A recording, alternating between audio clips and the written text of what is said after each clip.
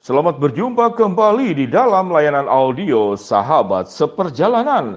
Hari ini adalah hari Selasa 23 Maret 2021.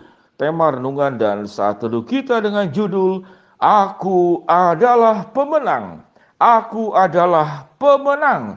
Firman Tuhan terambil dalam 1 Korintus pasal 15 ayat yang ke-57. Demikian bunyi firman Tuhan. Tetapi syukur kepada Allah yang memberi kita kemenangan melalui Tuhan kita Yesus Kristus. Dalam ayat 55, hai maut, di manakah kemenanganmu? Hai maut, di manakah sengatmu? Mari kita berdoa.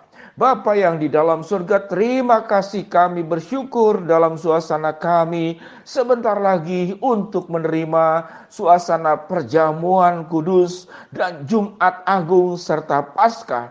Kami boleh melihat bagaimana kemenangan yang Tuhan berikan kepada kami, sehingga yang tadinya kami seharusnya menjadi orang-orang yang kalah dalam kehidupan ini, namun Tuhan angkat dan membuat kami mengalami kemenangan. Di dalam nama Tuhan Yesus kami berdoa. Amin. Shalom sahabat seperjalanan yang dikasihi Tuhan. Aku adalah pemenang. Pemenang di dalam hal apa? Ada banyak aspek kemenangan-kemenangan yang didapat.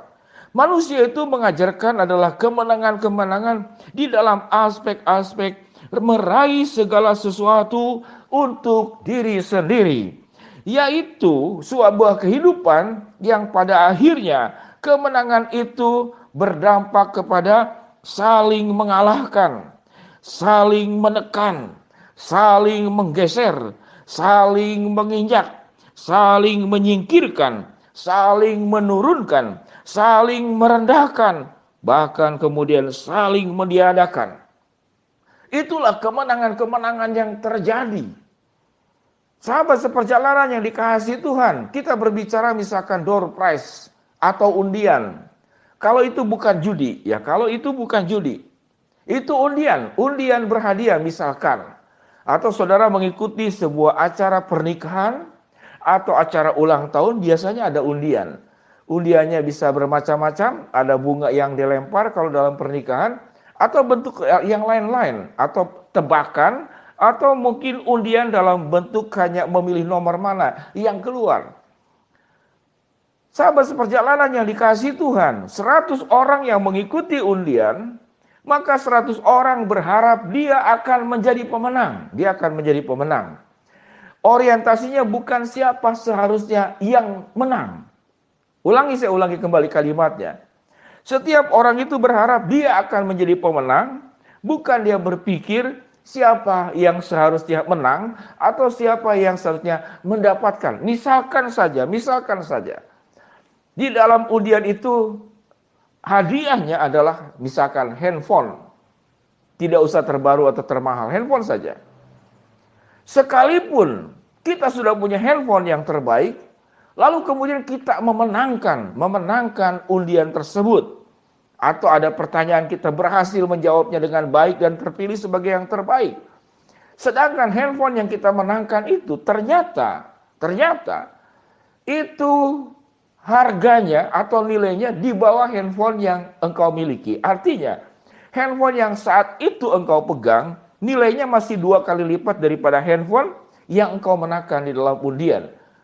Maka saya percaya engkau tidak pernah akan melepaskan undian hadiah daripada handphone tersebut. Itu kalau engkau hanya berorientasi siapa yang menang. Tetapi kalau siapa yang berhak mendapatkannya, maka akan berpikir siapa orang yang dari 100 orang tersebut yang sesungguhnya memang sangat membutuhkan handphone.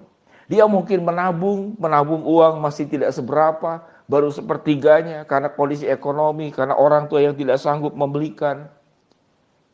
Maka kita tidak akan memberikan hal itu kepada orang bersangkutan, padahal kita sudah punya handphone. Mari kita belajar, apa itu yang namanya kemenangan di dalam Tuhan. Kemenangan di dalam Tuhan itu adalah sebuah tindakan yang dilakukan oleh Yesus.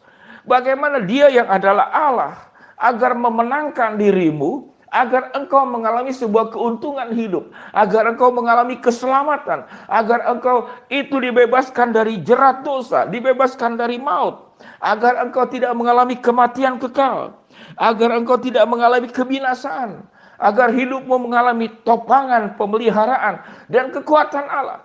Jadi orientasi daripada Kristus datang ke dalam dunia dalam suasana Jumat Agung dan Paskah, yaitu menjadikan engkau pemenang, bukan menjadikan Tuhan sendiri sebagai dirinya yang sebagai pemenang.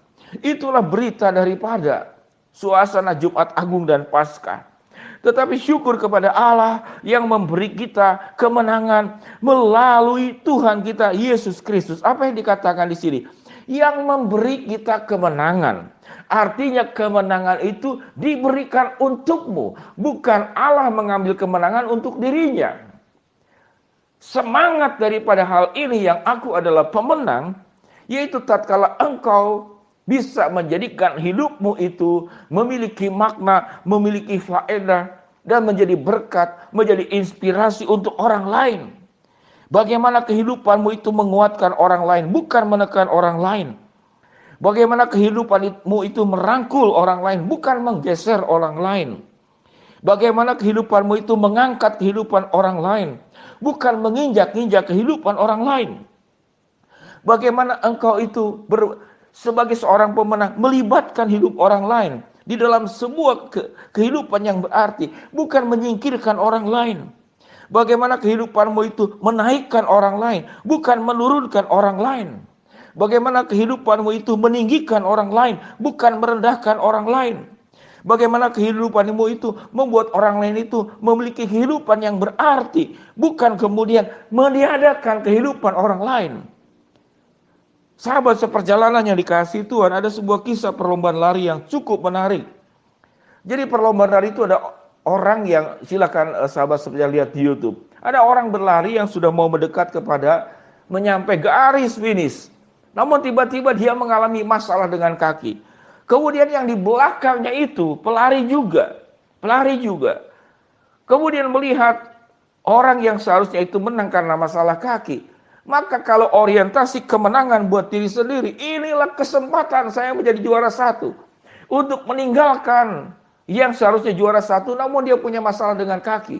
Yang menarik, bahwa orang ini yang seharusnya bisa juara pertama, karena yang paling depan itu mengalami kesulitan dengan masalah kakinya.